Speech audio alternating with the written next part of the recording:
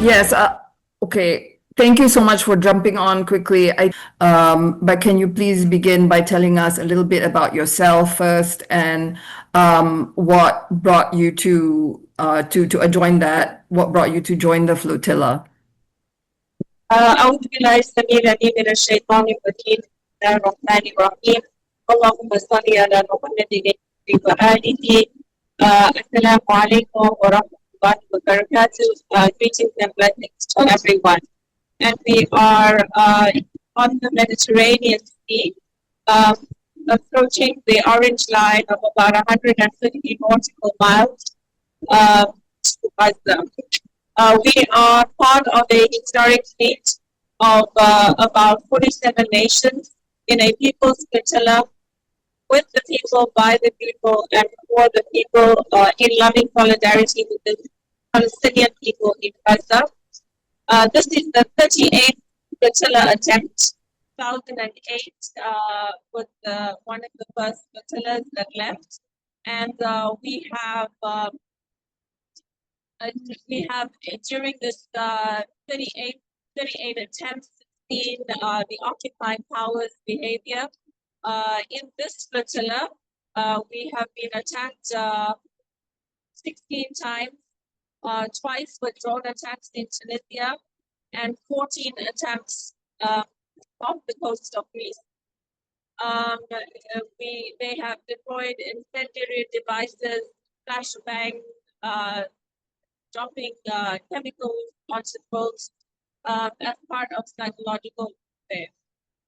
We need to reiterate that this is a direct nonviolent action made up of volunteers from around the world, humanitarians that want to break the siege that is illegal and immoral of Gaza, that is starving people from accessing basic food, water, and it is part of a broader movement.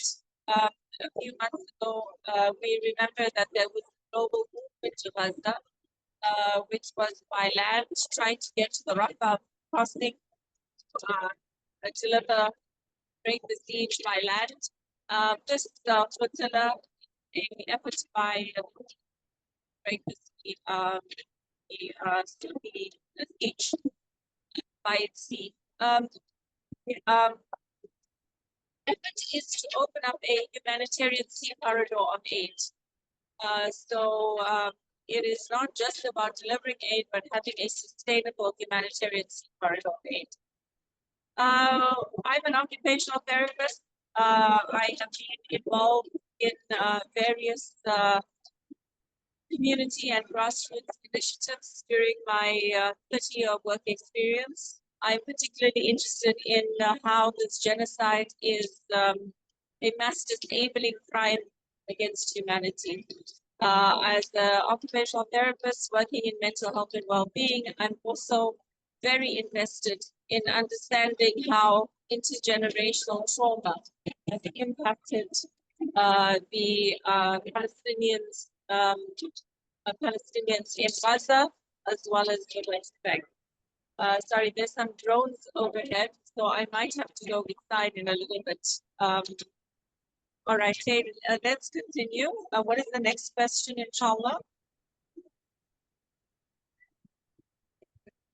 Sorry, if you can tell us what drove you to join the flotilla. How did it all happen? Okay, so it is part of a long-standing activism around Palestine. As a South African growing up in apartheid, we were very active in the anti-apartheid struggle at universities, and we are very our relationship between Palestine and South Africa is very close. As Nelson Mandela famously said, the liberation and freedom of South Africa is incomplete until Palestine is free. And with us, there are 5 South Africans. One of them is Chief Nkosi Mandela, who we are close to. It is myself. It is Dr. Zahira Sumar, Riaz Mullah, and Sukisma Wana. Those are the 5 South Africans. on the boat that I am currently on. Um, I am on the boat Amsterdam, and this boat is made up of Algerians and an Irish sister and Tunisians. So I feel very blessed to be on this boat with incredible people. We have journalists, we have members of parliament, we have academics like myself, and ordinary people from around the world. Um, and basically, we have applied to be on this mission, and it is been 2 weeks of on the ground training in. We've been on the ground for 2 weeks in Tunisia prior to joining this. It's just mind-boggling that you are actually there and that we're talking to you. So very, very thankful to even be able to have this internet bandwidth that as you are speaking to us. And we really pray that you all are going to continue to be safe until you reach Gaza. Can you tell us what are some of the advice or whether you have any idea of the chances of you all reaching Gaza with this aid? Up to this morning, we were very optimistic about reaching Gaza, given that there's a lot of rhetoric around the peace plan, the so-called peace plan, which is then really a knot of annexing the entire West Gaza Strip and putting it under control of the occupation forces, the mosque, and the peace plan. But that is a whole other, a discussion. The scenarios as follows that we have been trained through. One of them is a blockade where they could put up a military blockade of fish nets and mines to prevent the flotilla made up of close to 50 boats now, 50 to 60 boats actually, from progressing any further.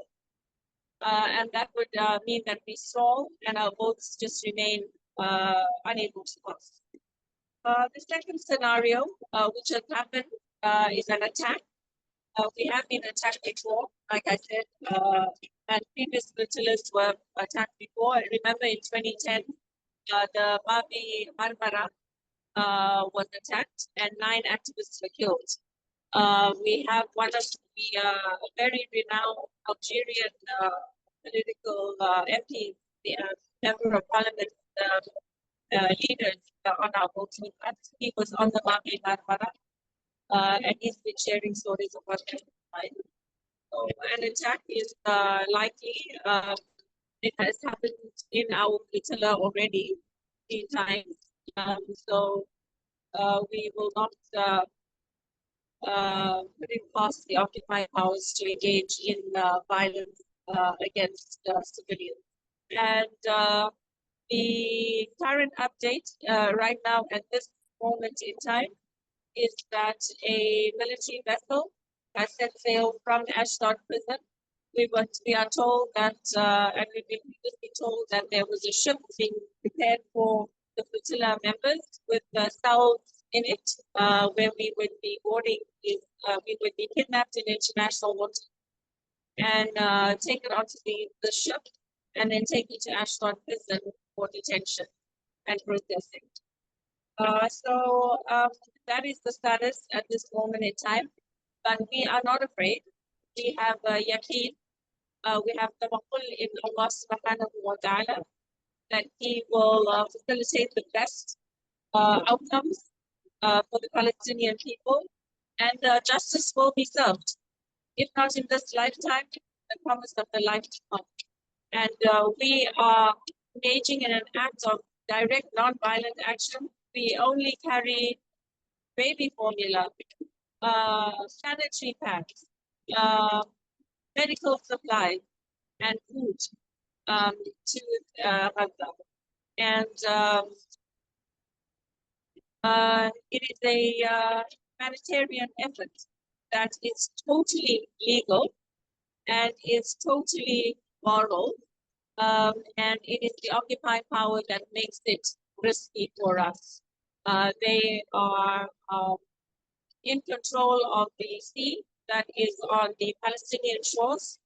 If under occupation, they have about a 12 miles from the Palestinian shores that they can actually, um, start intercepting us or protecting what they call their now unoccupied sea of Palestine. Yet they will intercept and have previously done so in international waters. What so many of us are so inspired by everyone who is on those boats, and including yourself, and it is beyond an honor to be able to talk to you and have this connection with you, to be able to do this. But we also feel so helpless in what we're able to do from so far away. So our phone bank people, we try to make phone calls to Congress every day. This is our main motive, although we do have other activities as well. But what would you like, what message would you like to send the Muslims here in the US, in Atlanta specifically, but in the US in general, who wish we could do more? What would your message be? I wanted to ask. SubhanAllah, Atlanta is my home. I love the people, beautiful, blessed people of Atlanta very, very much. You are all my family. Whenever I come to Atlanta, I am welcomed by your love, and I hope that you feel that reciprocity of love from me to you. Excuse me. So we are very powerful. As people across the world, we are incredibly powerful. And the occupying powers would like us to believe that we are not powerful and that we are at the whim and at the mercy of the occupying forces, and that they want to do to disable us.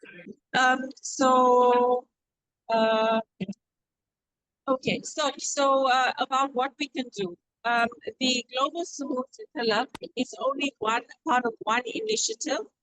There are many movements that are mobilizing for the Palestinian cause. I would suggest that people get involved in existing Palestinian solidarity organization, whichever one feels an affinity to in terms of one's own values.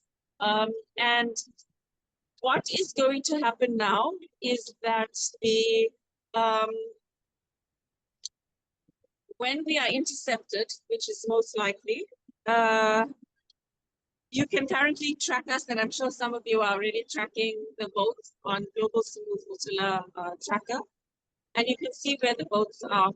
On interception, there will be SOS videos that will be circulated, notifying of our interception, and it is then up to people to mobilize the embassies that are in the Mediterranean to ask for support for flotilla, to ask that there is immediate release of the people that are being held illegally, and that they are returned to their countries, and to bear witness to what is happening. So there are many ways of being involved on the ground. We should not think that we are not part of the Samud Flotilla because you are on land. Nobody should feel that way. This is a part of a people's flotilla. You are part of this flotilla. You are part of the land crew. You are part of making voice, of being our witnesses, on calling for our release, and to testifying as to what is actually happening when civilians are getting together to try to break an illegal and immoral siege to feed people. I mean, we've come to a world where just feeding people is a radical act. It is unbelievable. where we are right now. SubhanAllah.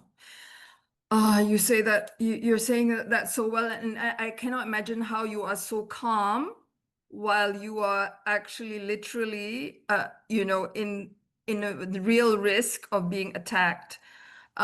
Just to bring that moment into some reality, can you share with us what was your experience of the drone attacks that have happened already? Okay, so what they did was we're on a motorboat. They actually tried to take out the sailboats and the bigger motorboats in the previous attacks. And so they started playing this weird ABBA music. I mean, we just heard like really loud ABBA music over the ocean. And we were thinking, well, some boats having a party, which is very weird because that's not our behavior on this flotilla. We are all very focused on the work that needs to be done. So we thought it was odd. And then after that, we had explosion after explosion, and we smelled the sulfur. And then the flashbangs are basically like devices that are dropped that enable your senses, your hearing, your sight. It's like bright light and big noise. And some of them dropped chemicals. When you go to the Global Samud tracker, you'll see the list of all the boats, and you'll also see another tab that says incidents. And if you click on incidents, you'll see the record of what happened on each of the boats. So that is a full description where you can get more information on what actually happened during those attacks, with some video footage as well. So we have camera boats, and we have a 24/7 YouTube channel that follows four main boats. The boats with Greta Thunberg and Tig, I think, no, Tig on that, no. And Yasmin and Tiago and Mandla, Chief Mandla, etc. So you can follow those boats. I think it's Alma and Spectra and Sirius, and I can't remember the fourth boats right now. But anyway, it's on YouTube, and I could send the links to Dr. Suraya after this, inshallah. Inshallah, I'm still trying to think of all the million questions that I'd like to ask you. Now, I guess this is a question. If optimistically, very, very optimistically, you're able to make it to Gaza, what are your first actions when you get there, inshallah? There are many boats, so we're hoping that still some boats will make it through. It's to deliver the aid. It is to get the aid to Gaza. And it is, we want to open up this corridor that is sustainable so that more boats can come. And the primary message, and I've been communicating with Mohammed Al-Waini, a fellow occupational therapist that works in Gaza. He works at the Red Crescent, and I was just in touch with him today. He has a GoFundMe campaign as well. I can send you the link and the information later. His family is in dire need. He's now volunteering. He's not working. So there are many cases like this where people had livelihoods that have been totally destroyed and obliterated. Being in touch with the Palestinian people for whom this initiative is, dedicated, it importance to us that all eyes should be on Gaza. If we're not talking about Gaza, we're not talking about the West Bank, we're not talking about Palestine, we're actually making a moral choice. That moral choice is one of either silence and complicity or one of action, mobilizing. And in our prophetic sunnah, we are taught about the ways to stand up for justice in peaceful ways. We look at the young children, we look at the women, our sisters. I'll tell you a story if I can. Yeah, Oh, I think I'll take some questions now. I don't think I can be yeah. on for much longer. Sure, absolutely. So one question, the news reporting is that the Italian escort ship has left. Is that true? I'm unable to make comment on that. Okay. Okay. And another question, how can we help someone called Stretching Time? How can we help the flotilla acquire the PPR necessary to land in Gaza? I'm not sure what that means, but Stretching Time, do you want to unmute and ask your question? Do you understand the question, Sister Fatima? No. Yes, it's Sarah. Sarah here, Mona's cousin. I Ah, spoke to my father about this mission, and I asked him what was necessary. The military acronym is PPR, Prior Permission Required. It's my understanding that the flotilla was asked to go to Cyprus instead because they were not going to be granted PPR, which is what leaves everybody in this waiting game for the drones to come. We've seen it happen already on the Madeleine and the Handala. So I know everyone on this call is praying that the same thing doesn't happen. And from my understanding, if we could get some kind of permission from someone, I'm not sure if I saw someone making a call to state departments and they said, you should call the embassy.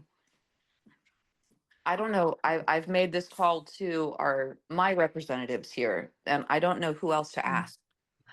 thank you, Sister Sarah. Yeah, we should take that also up offline. But Sister Fatima, do you have any comments or an answer to that, like any suggestions? Thank you so much, Sarah. So the activity, we are protected under the 4th article of the 4th Geneva Convention. We are protected by maritime law. We're in international waters, okay? So we should not be asking anybody for permission because they are actually in breach of international law and we are not.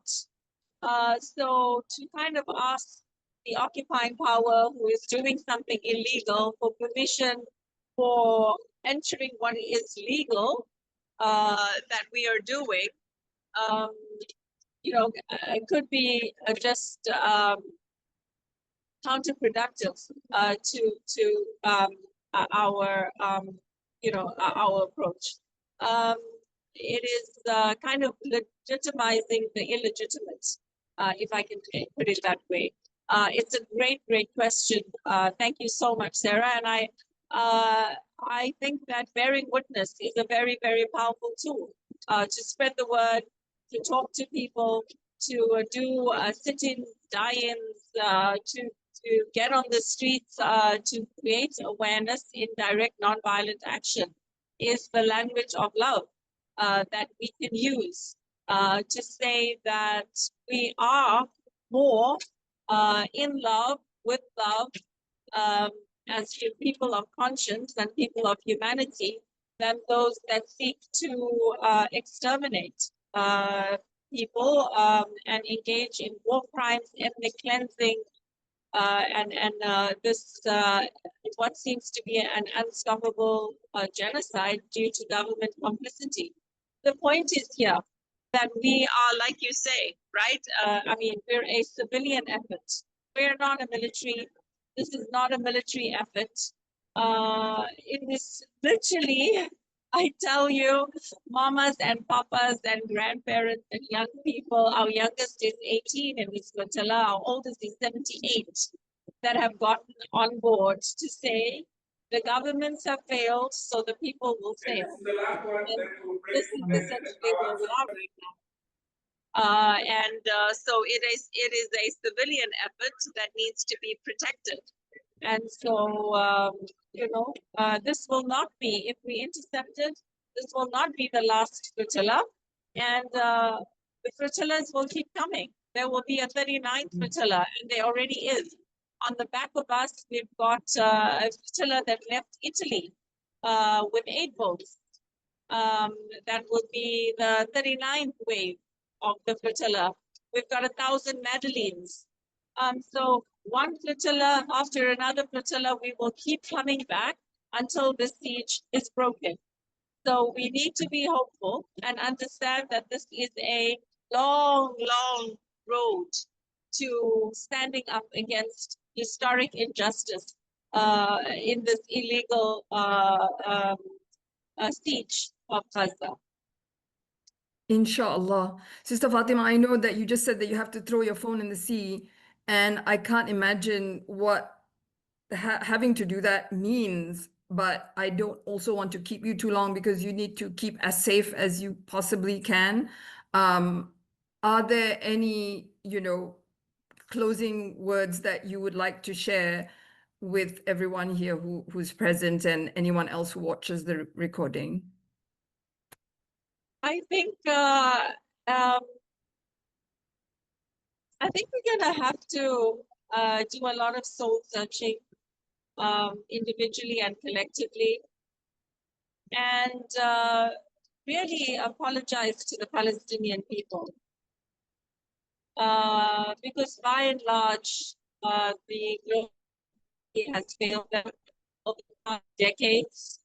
Had intervention happened to rein the occupying power in and implementing the resolutions that were passed in the UN, we would not be in the situation that we are in right now. And so where do we go from here? Acknowledging that mistakes were made, that we weren't making voice, that we were not organizing the way we needed to. We can amplify and correct those mistakes by standing up firmly for justice and doing it in ways that are responsible and that show that we will not take the path of hate, that we will take the path of love, of care, of collective care of each other, and that we will bring light over the darkness, and that will pierce through the darkest night, because no matter how dark the night is, there will always be a dawn. And this is the message of hope and love that I hope that we can spread across the world, to say that the movements and the experiences of oppressed people around the world are connected, and that our liberation as a people of the world are tied up in each other's futures that are built on hope, on growth, on opportunities, of care, and of love. Well, with that, Sister Fatima, I cannot believe that you and I were sitting at Wabuza last May, and that you are now doing what you're doing. Subhanallah, you are beyond an inspiration. May Allah reward you in every which way that Allah only knows how, and that He uses you to guide all the rest of us in whatever way that we can be of use as well, and that may you reach your destination. Which is Gaza for now, but may you reach the ultimate destination too, which is hopefully, where we want to all go, which is Jannatul Firdaus, inshallah. I pray for you. We pray for you and your family and all the people who love you and support you, and wish you a safe rest of your journey. And we will be making those phone calls on your behalf. And I have actually literally mentioned your name on the calls to Congress. So thank you once again for making this time for us, given that you are right in the middle of this. Subhanallah. Thank you so much. And I think in the, no need for thanks.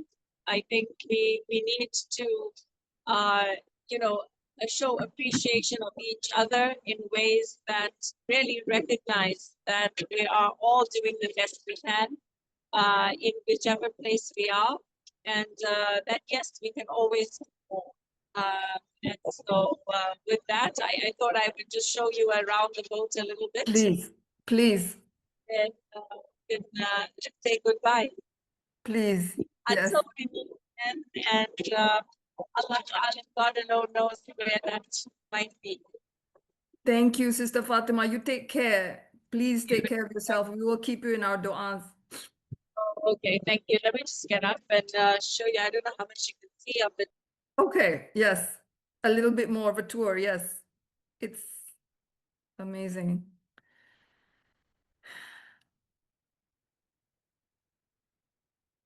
Do you sleep there in that front pit?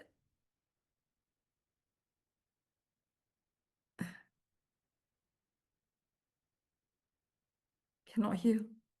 You muted yourself, Mr. Fatima. You muted yourself. Finally Oh, balance okay. uh, everything. So now we have a very tiny little cabin. It looks like a prison cell. No, it's very tiny. That Donna and I share, and the brothers sleep in the lounge area. Well, the entrance is there. So they've been resting, and the relationships have been very strong in terms of helping each other. It's been. Please send Thank the you. recording. Don't Thank you. forget to send I will not, inshallah. the last recording. Okay. All Jazakallah, right. Sister Fatima. Take care. Assalamu alaikum. Fi aman Allah, fi aman Allah. Assalamu alaikum. Assalamu alaikum. Thank you, everybody, for being here. I don't know what more to say. There's nothing to be said, but thank you for joining. I will post the recording on our phone bank soon, inshallah.